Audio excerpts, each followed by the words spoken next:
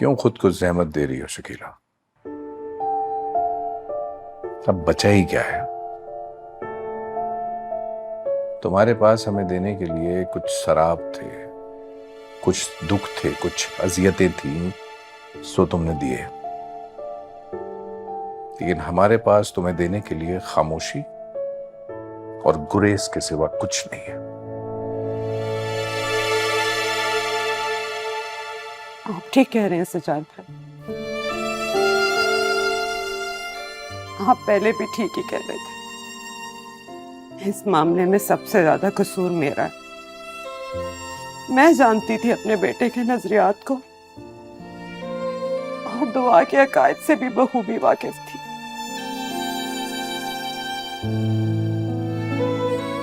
मुझे इतना बड़ा जुआ खेलने का कोई हक नहीं था। जो हो गया सो हो गया।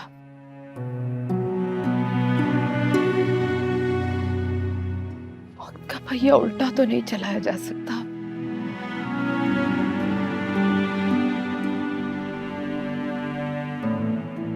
लेकिन मेरी तुमसे एक दरख्वास्त है शकीला, दुआ को डिस्टर्ब ना करो।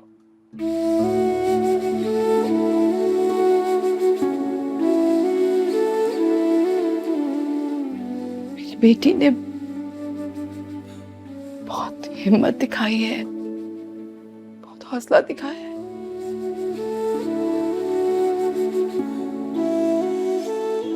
लेकिन बहुत नाजुक और हसास है वो। अचानक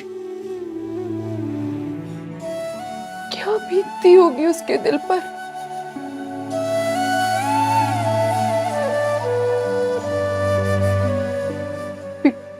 अभी उसका जख्म ताजा है ना। ताजा जख्म पर से अगर कोई करंट उखेड़े ना तो बहुत अजियत होती है। बस जब तक उसकी किसी अच्छी जगह शादी नहीं हो जाती ना, हम ना मिले तो अच्छा है।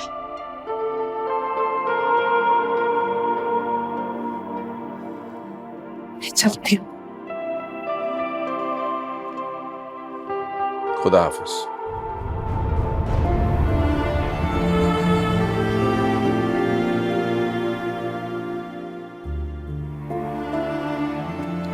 खुदा हाफिज।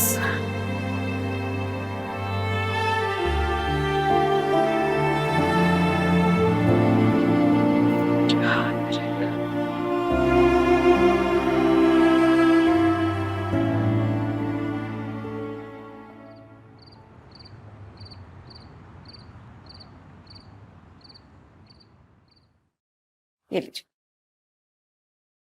Thank you so much.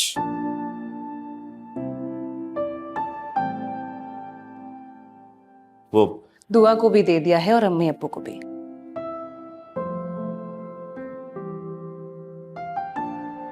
Sameen, तुम्हें पता है तुम इस घर के लिए कैसी हो। तुम आ गई तो इस घर का माहौल सोगवार और उदास होने से बच गया। वरना इस वक्त अपने घर वालों को तसल्ली देना और उन्हें बिखरने से बचाना बहुत मुश्किल हो जाता है मेरे लिए। समझती हूँ दयान, मैं कोशिश करती हूँ कि मैं अपना सारा वक्त उन्हें दूँ, उन्हें खुश रखूँ, बातों में लगाए रखूँ ताकि उन्हें दुख और तकलीफ का एहसास ही ना हो। अम्मा अब्बा तो अब संभल गए हैं, लेकिन दुआ अभी भी डिस्टर्ब है।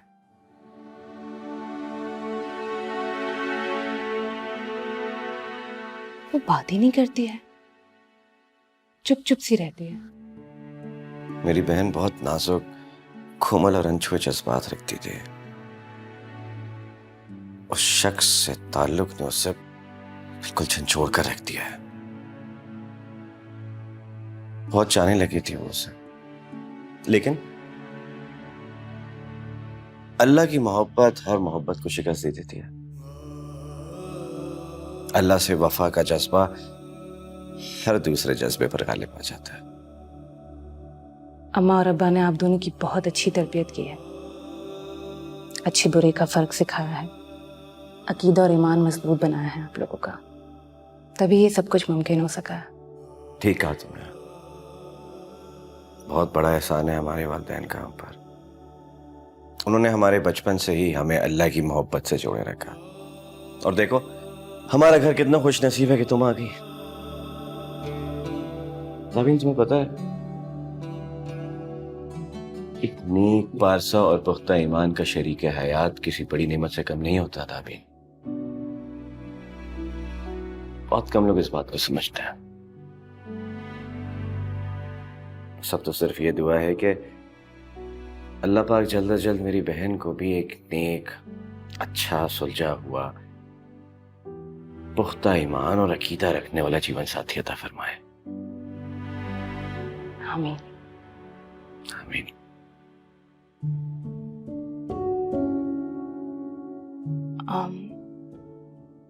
आपसे एक बात कहूं? हम्म? मुझे ऐसा महसूस हो रहा है कि तकी भाई दुआ में इंटरेस्टेड हैं। वाकई?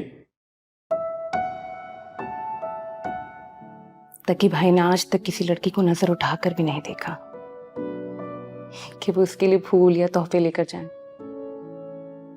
मुझे तो यकीन ही नहीं हो रहा था। वो बहुत गुरेज कर रहे थे दुआ को देखने से, लेकिन फिर भी बार बार उसे ही देखे जा रहे थे। लगता है बहुत अकीदत और मोहब्बत हो गई है उन्हें दुआ से।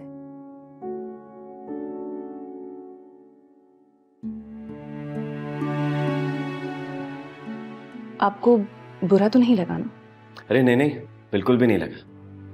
चक्की को मैं स्कूल के जमाने से जानता हूँ। उसकी शराफत का दिल से कायल हूं मैं। आप कहें तो मैं बात करूं तकी भाई से? नहीं, अभी बिल्कुल भी नहीं हो सकती। दुआ जब तक अपने इस तकलीफ दे फेस से नहीं निकलती, हम उसे बिल्कुल भी नहीं छेड़ेंगे। हम उसे किसी बात पे भी मजबूर नहीं करेंगे। लेकिन दयान, मेरे अम्मी अबू तकी भाई के लिए बहुत अच्छी लड़की ढूंढ रहे हैं। कहीं ऐसा ना हो हमसे कोई मिसहैंडलिंग हो जाए। जब नीयत साफ हो तो मंजिल खुद चलकर सामने आ जाती है। अगर इस मामले में हमारी भलाई है तो अल्लाह की तरफ से असबाब भी बन जाएंगे। बेशक।